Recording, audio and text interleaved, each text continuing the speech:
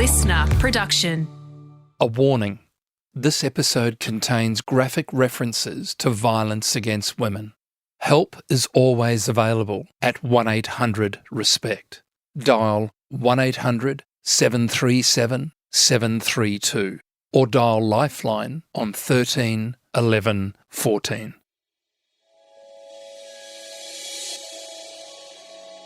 G'day, I'm former police officer Brent Sanders, and for the past 25 years I've dedicated myself to sharing what I've learnt on the force to the Australian public so they can better protect themselves from falling victim to crime. So with the help of some of the most respected current and former detectives and high-ranking law enforcement agents, we're going to pull back the curtain on what life is like on the force and what they've learned about how crime and criminals really work.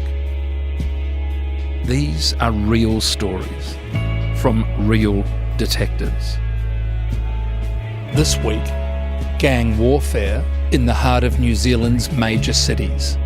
You're watching and you're learning pretty fast about the way that you should conduct yourself. Mark Van Lee Warden joined the New Zealand Police in the late 1970s.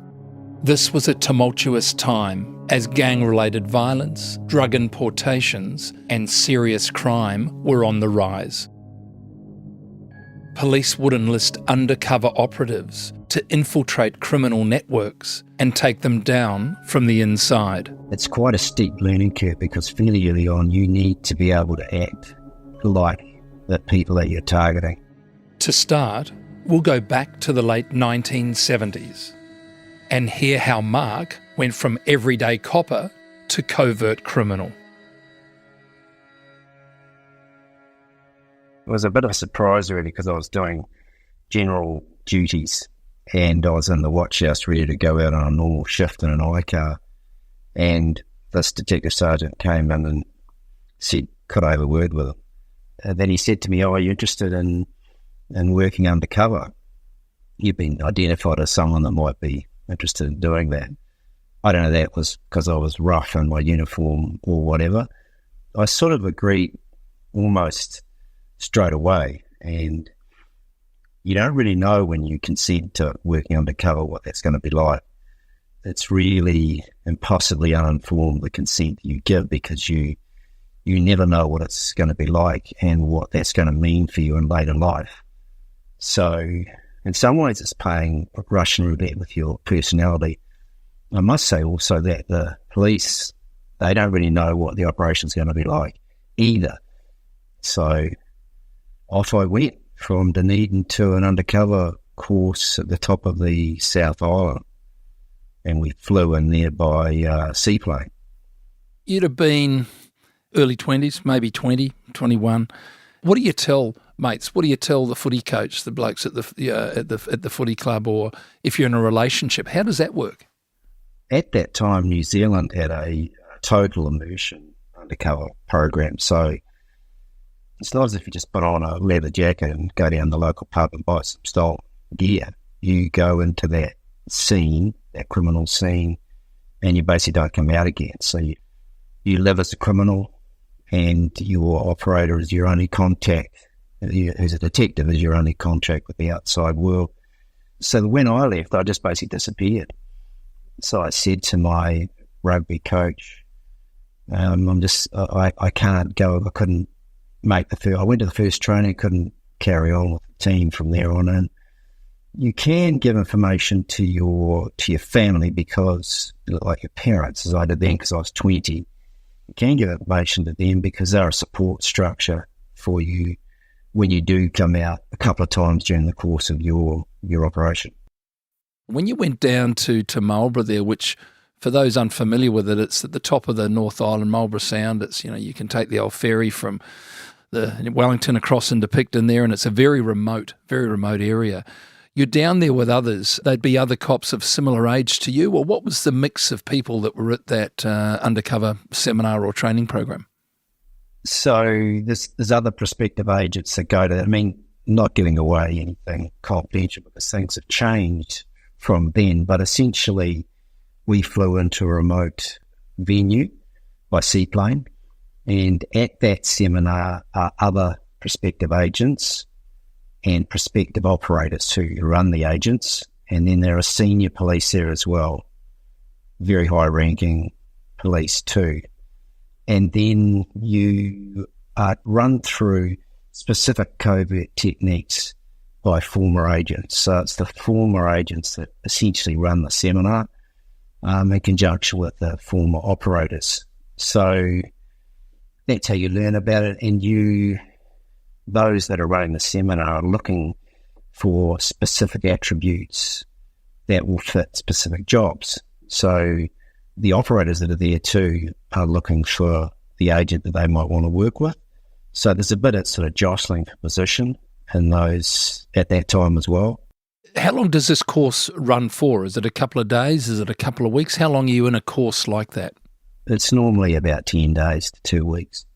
Once I'd finished my operation, I sat in the chair as an instructor, as an agent coach for 3 seminars after I'd finished, and was trained other guys that were coming. Did all of them pass, or are you selected when you go down there and everyone's going to be deployed, or does some at the end of it get a tap on the shoulder and say, look, we don't think this is for you? How does that work? Yeah, it's pretty sort of brutal. Not everyone's selected. And what the department regards as the best agents are deployed on long-term operations. And then the next level will be those that are selected to do short-term. So that's like a week or 3 weeks, or just going in and doing a buy from an informant, say, like a cannabis purchase or whatever. So the idea is you want a long-term deployment if you're going to do it. So yeah, I did get a long-term operation and went to Auckland.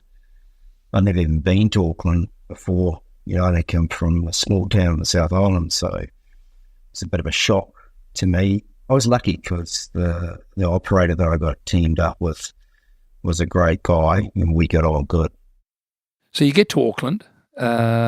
You're not going to be deployed into some of the more salubrious areas, mate. I don't imagine you'd be doing a lot of work at sort of Parnell and over there in the northern beaches. You'd be going to some pretty tough areas. How does that work, Mark? What's your day like, day one, as an undercover operative? You're on your own, you've done the course, you've had connection with your operator, but there's that point where you walk out of the flat or wherever it is where you're living, where you go, okay, here we go. What does that feel like? Well, it's fairly daunting, I must say. The first few days, first couple of weeks are pretty hard. And essentially you get dropped into the worst pubs in the city, so where the local hoods will hang out, gangs, the roughest guys that are in the city, basically. And that's what I did. I went to those rough pubs, one in particular, Schooner in Auckland, which was a den of thieves and hookers and junkies and people involved in crime, serious crime, and that's where I went. So when you go in there, there's no that entry into that pub hasn't come about as a result of any police informants or anything like that. That's just intelligence that police have, that we know there's a lot of stuff goes on in there. There's a lot of criminal activity. So you literally walk in off the street and immerse yourself in that pub environment. Yeah.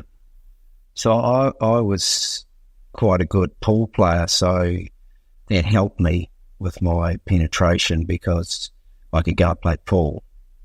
And when you're playing pool, you necessarily interact with other people. And if you can win a few games, you can start on the table, then you start drinking, and it's just a matter of establishing contacts with guys that are obviously within the criminal element. What happened with me was I was quite fortunate because about 3 weeks into the scene, I met a leading criminal figure called Ricki Goodin, who was like a crime lord in Auckland at that time, former Hells Angel. He's involved in extensive drug dealing. And I met him, but I didn't know who he was when I first met him. And so you report to your operator every day about what's happening.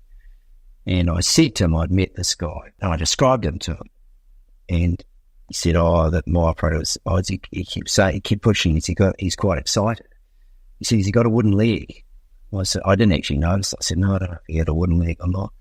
But I found out he did later on. He lost his leg in a motorcycle accident. And then we knew that I'd hit sort of pay dirt, if you like, in terms of the right running mate, the associate that I needed. And because he was such a significant figure involved in all sorts of crime, he essentially took me right through the criminal scene, introduced me to other people, so I could get involved in doing deals, drug buys and property and planning, car heists and stuff like this. So he'd be a little sus about some new head that's just walked into his local watering hole. What's a backstory that you provide to someone like this, Ricki Goodin, which makes them think, oh no, this he's all right, he's straight up and down, and I can bring him into the inner sanctum? Because crooks are pretty paranoid, aren't they, Mark? And some new bloke arriving on the scene, there's going to be a little bit of chat in the background, like who is he, where's he from? How did you make your way through that? Yeah, that's right. That whole criminal underworld operates on suspicion.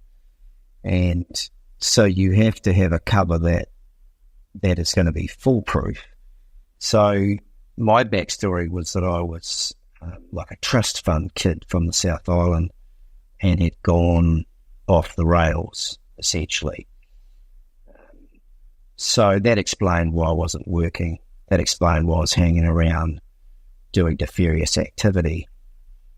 It's quite a steep learning curve because fairly early on you need to be able to act like the people that you're targeting. It's a survival of the fittest out there, and that's in that sort of a scene. So you need to be able to portray yourself as being the same as them. So you're watching and you're learning pretty fast about the way that you should conduct yourself, because everybody out there has a reputation, and that's what you as an agent have to develop as well. You actually yourself don't realise what's happening to you, that you're actually turning into a criminal. So I would go back down to the South Island. I went back the first time after 3 months, see my family, and they see changes that you don't know is happening. By the second time I went down to the South Island town, I had long hair, I had earrings, to the stage where I would get approached in the local pubs to people to score heroin off me. I thought that I'd gone to, that I was a big drug dealer in Auckland. So you actually don't realise it, but later on your family tells you that you're spiralling downwards, Now, when you're in Auckland and you're starting to make some good ground with this Ricki Goodin, you're the guy that the crims will meet in a pub with stolen gear, and you can move that on and on sell it. Yeah, that's right. So I set myself up in this, was the baddest downtown pub in Auckland that time, and I was the fence in that pub. So I bought stolen property, weapons, drugs, jewellery. So the burglars would come into the hotel to sell me stuff, and then I had an arrangement with the guy behind the bar where I would store stuff behind the bar and cupboards behind the bar. But I'd also do deals in a car park, which was right next door, the back of cars from one car to another. And I remember one time, it was about 3:00 in the afternoon, and I was literally like a beagle boy. I walked out of, which was my pub, with a canvas bag on my back. It was full of silverware and jewellery and stolen, literally over my back. And when I walked out the door of the hotel, I walked straight into a beat cop who was happened to walk along the street. Just about walked straight into him, and we just looked at each other, and he didn't do anything, and I just walked across the road. So the other way I could set myself up as a fence is because the other fences, that is the genuine criminal fences, of course didn't have the cash that I had.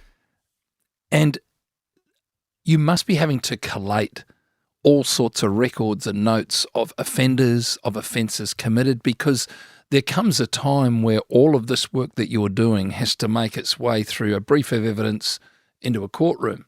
And when do you do that? I mean, if you're at the pub, you're on the drink because you've got to do what everyone else is doing. What do you go back to your flat at the end of the night and put all that together? Do you get on the phone to your operator? How does that work? I mean, I was quite disciplined. So I always did my notes at the end of the day. They're on one of those little notebook pads. And I concealed them in a towel roll in my bathroom. And then what would happen is those notes would be passed to your operator. So the work in terms of preparing the prosecution files is done by your operator and the other detectives at the criminal intelligence section. So you're not actually involved. You're obviously going to turn up and give evidence, but the actual mechanics of the preparation of the files is done by the detectives that are supporting you.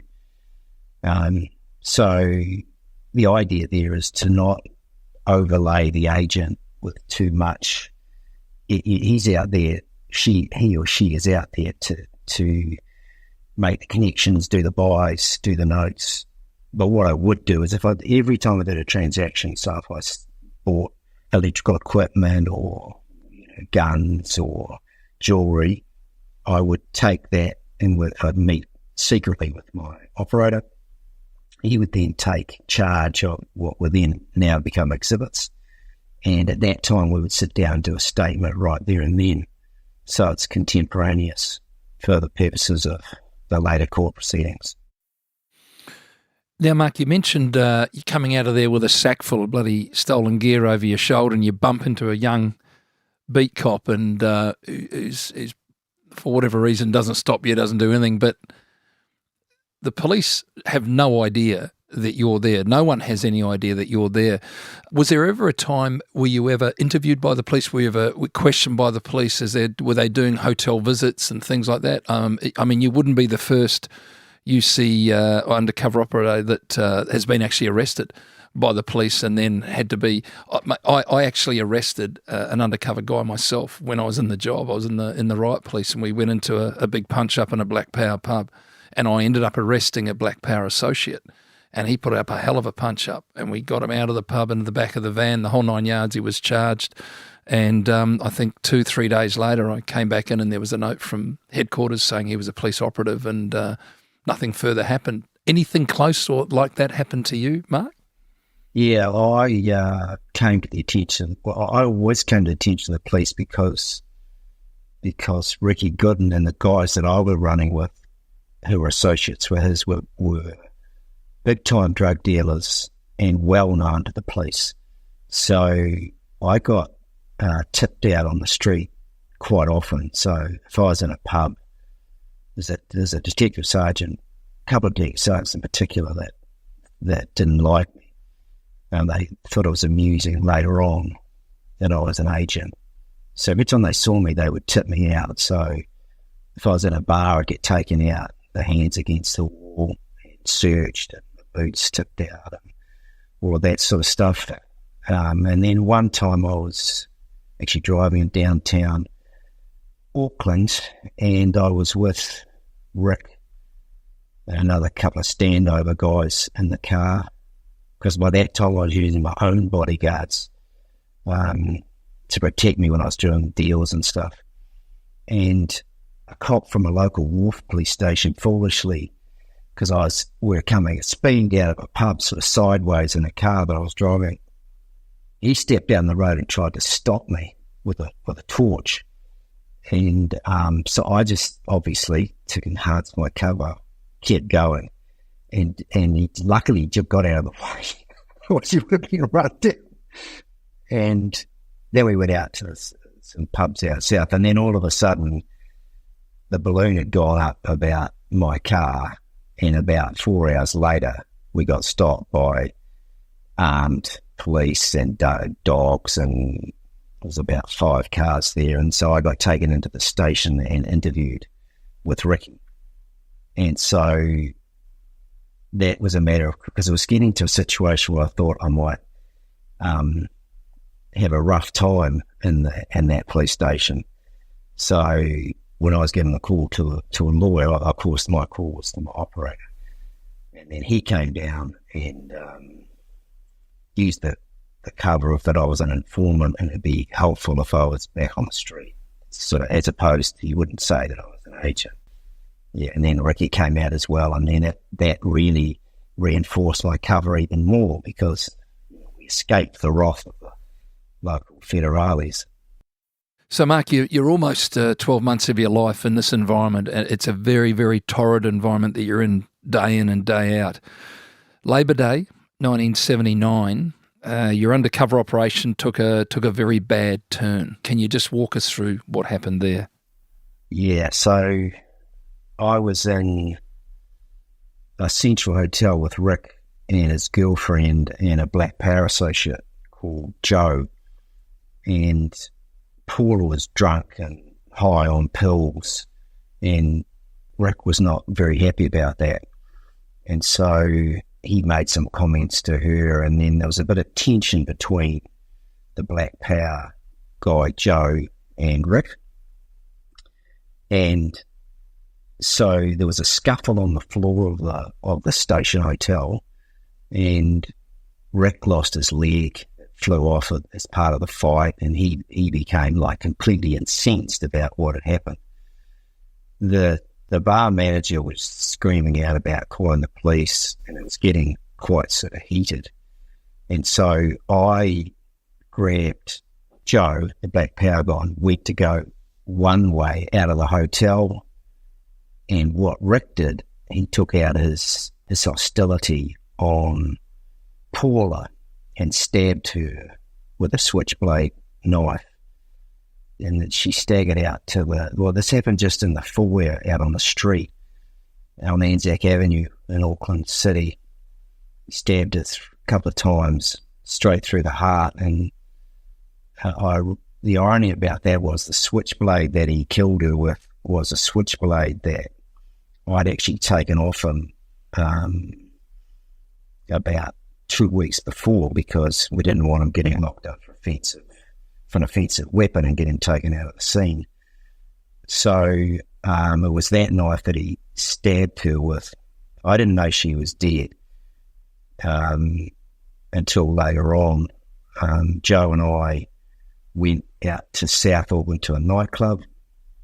I came back to my flat in the city about 4 o'clock, and about 4:30, the doors and the windows all smashed in, and the local police armed offender squad crashed into my flat with weapons drawn, etc.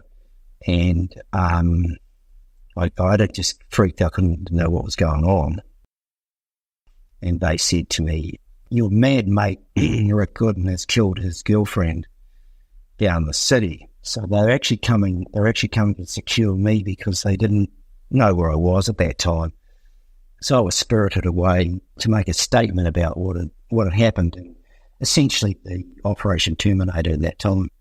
So at that time, when the armed offender squad come into the house, do they know at that point that they're coming in to take a police operative, or are they still of the impression, the police at that stage, that you are just an associate of Rick's and you're a criminal? No, they knew I was an undercover agent then. Right. Okay. So they're almost coming in to get you to whisk you away to safety, for want of a bit. Yeah. To extract. Yeah. So at the death of Ricki Goodin's girlfriend Paula, this brings an end, a fairly abrupt end, I guess, to your almost 12-month operation. Had that not occurred, Mark, and that homicide didn't occur, how much longer do you think you would have been rolling along before the operation was terminated?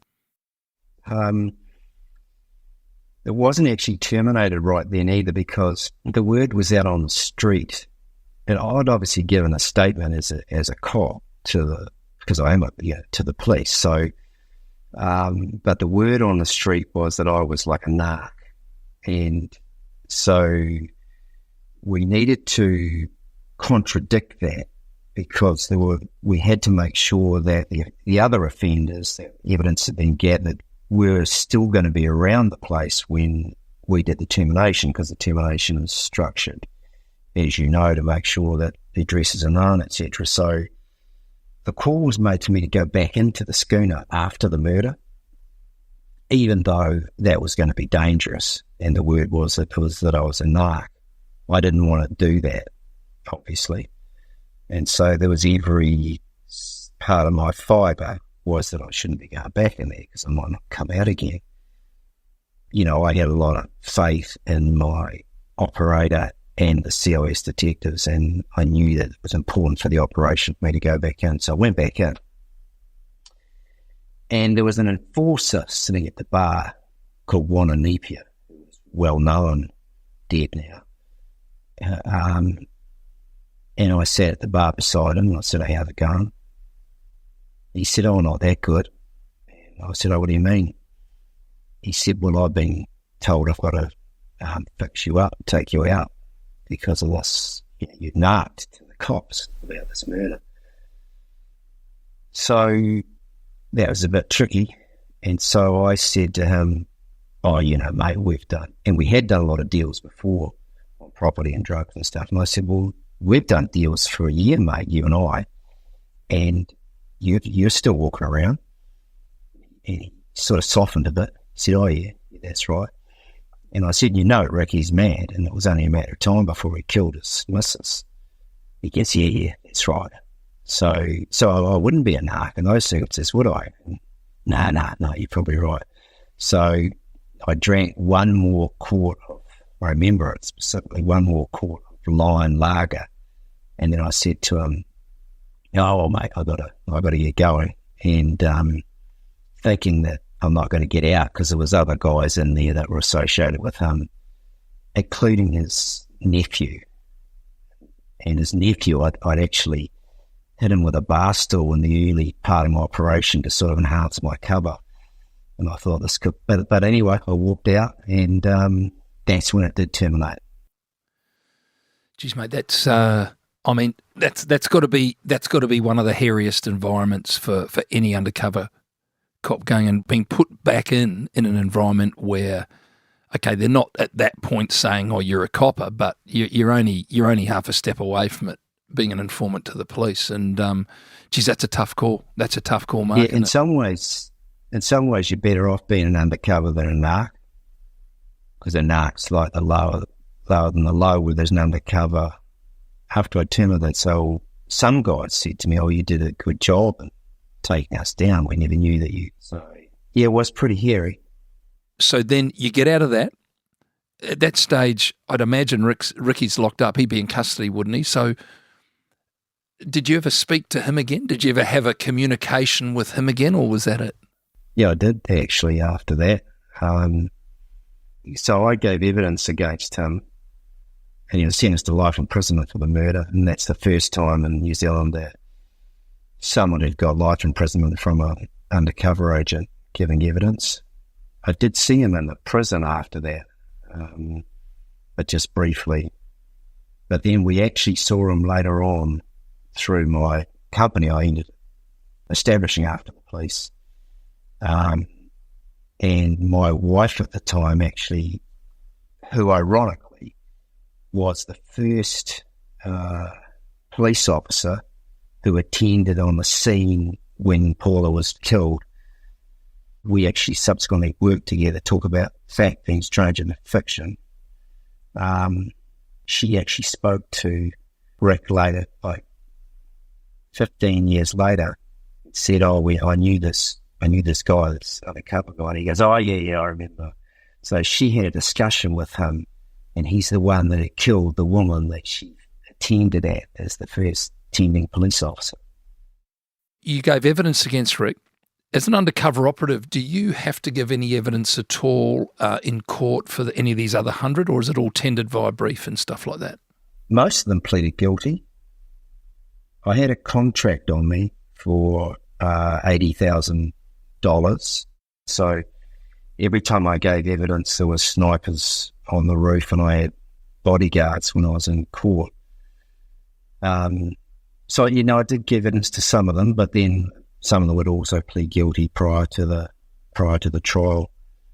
So it was quite confronting for me, because when I was a cop in Dunedin, the only people I'd arrested were drunkenness and stuff like that. So I don't think I might have had one defended hearing before I went into the scene. So the first time I gave evidence was in the murder trial, the homicide trial. And just to put this into context, mate, you're a 21-year-old young bloke. You're only out of police college a couple of years. You're just a young fella. Yeah. That contract on your head, that 80K, this is $80,000 for someone who will kill you. That's what we're talking about, isn't it? Yeah. How do you operate, mate? How do you live and work with that over your head?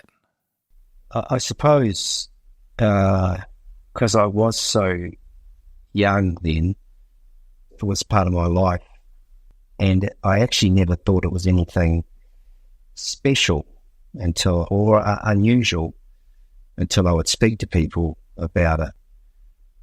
And it's continued on. I've had bigger contracts than that on me in the private sector that have actually been more dangerous than that one in the police. So it's become a lifestyle.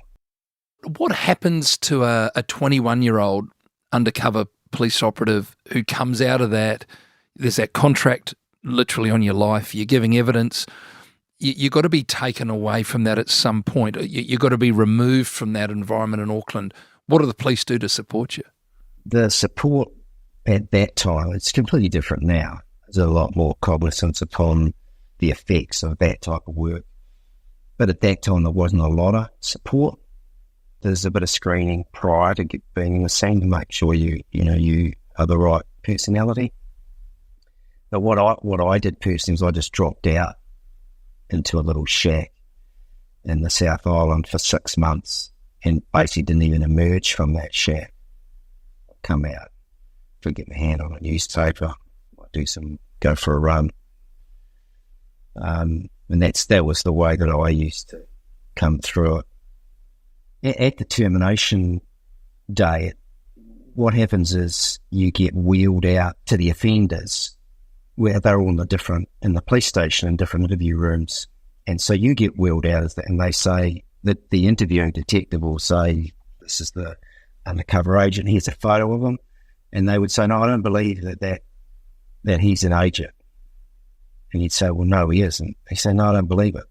So then you would get wheeled into the interview room and have to confront your erstwhile friend. And so that's quite traumatic. It's quite difficult when you go into that situation. You have to stand in that room and say, yeah, that I am an agent.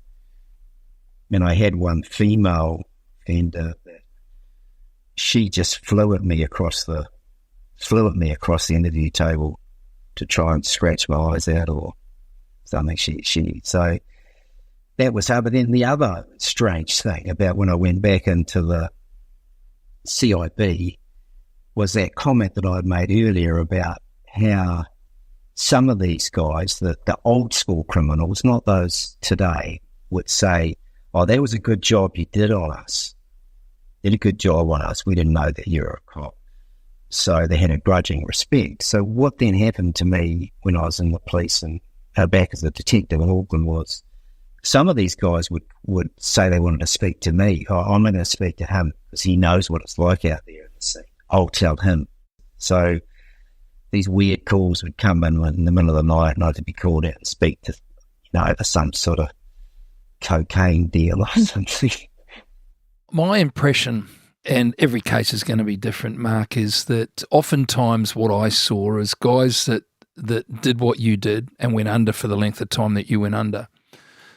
I got the impression that some of them were hung out to dry a little by the department. It was like, yeah, we're going to send this guy in. We're going to get him to do all this stuff. We don't really want to know too much about it. We know he's going to get on the drink. We know he's going to be dealing with people taking drugs and stuff, but we just want him to go in there and do that. And then when those guys come out, I'm just wondering if the department almost has a bit of a black mark against them because of what they've done. What are your thoughts on that? Yeah, that's true. That's true. That's exactly what happened. And what would also happen is that the police, you would have seen that yourself from the job, some of the police would be suspicious of agents as well. So they'll run off the rails or they're going to be a problem, uncontrollable, that sort of thing. So, I've seen some real horror stories of agents, former agents, that have been really badly affected by what they did, including a contemporary of mine who imported heroin from Asia as a drug squad detective, and then was arrested for that. And he became a heroin addict when he was an undercover agent. So he wouldn't have been a heroin addict unless he'd been in the scene. And then there's others that have really been crushed by what they've done.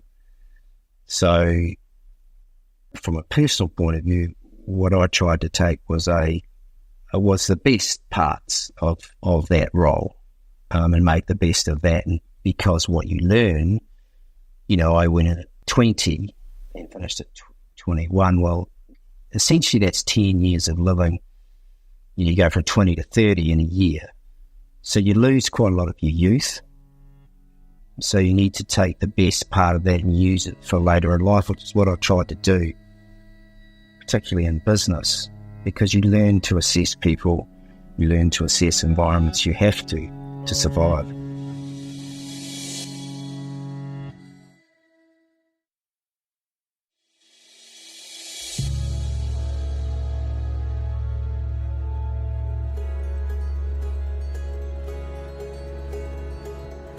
The work that you're doing now, and a lot of it is offshore work, very, very high level, fraud investigations and what have you. But you've mentioned also that the nuts and bolts behind it, although the dollars are far greater and those committing these crimes see themselves as a bit flash because they're driving a flash car and wearing an expensive suit. You've taken those skills and those experiences and that recognition of how people really are the same all over. And am I right in saying, Mark, part of your business, you've developed a program by which you drop undercover people into organisations and businesses? Have I got that right? How's that working? Over the past 25 years, my company, Warden Consulting, we've been involved in the fraud, and I've been involved in international fraud with my barrister's hat on. But Warden Consulting is an international investigation company, and we've actually run a private sector undercover program for the past 25 years, which is based on the police program, detecting theft, fraud and drug problems in organisations. And we've deployed agents in New Zealand, Australia, the Middle East, Southeast Asia, the US and Mexico. We've now got an office in Mexico. So that's for crime within organisations like we're talking about here, so that's drug and theft, etc. But more recently, we've been involved in what we call Trojan business assessments, where we put people in clandestinely and deliver data, raw data to management about what is happening in their business in terms of personnel and processes. These businesses love it because it provides an unimpeachable lens into the heart of their operations.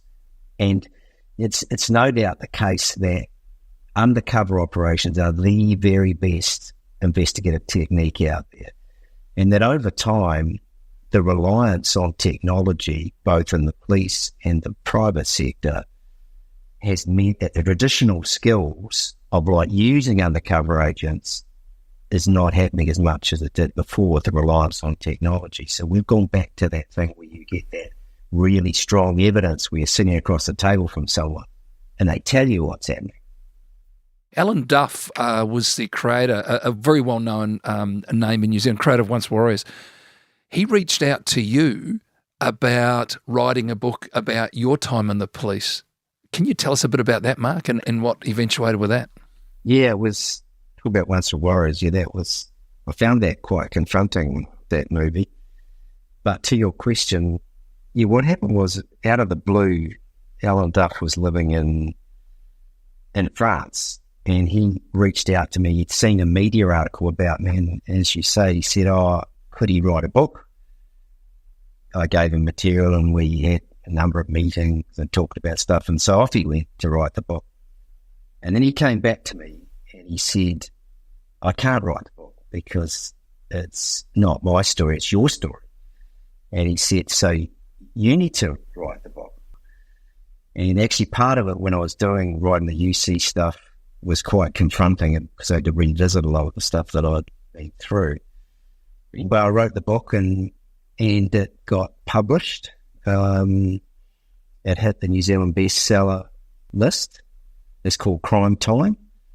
And interestingly, really interesting that happened, the book, when it was out there, a lot of the ex-agents approached me when the book came out. Some of them would just start crying on the phone as soon as they reached out. Because one of the main reasons that I wrote the book, because I found it sort of hard to do it, and by its very nature, obviously, it's secret, so you don't have it out in the public. But I wrote the book because, not just for my experience for posterity, but for all the other agents that have been out there who go unheard, so that people get a glimpse of just what it's like and what these young men and women are doing for society. Mark, I want to just thank you so very much for joining us here today, coming in from Auckland. I want to thank you for that. I want to thank you for that service to the good people of New Zealand, many of whom, because of the work that you did, will have no idea of what you did and how it may have helped them and bettered their lives. So, Mike, thanks so much for that. Thanks for coming on board and all the very best. Absolute pleasure. Brent, thanks for the opportunity.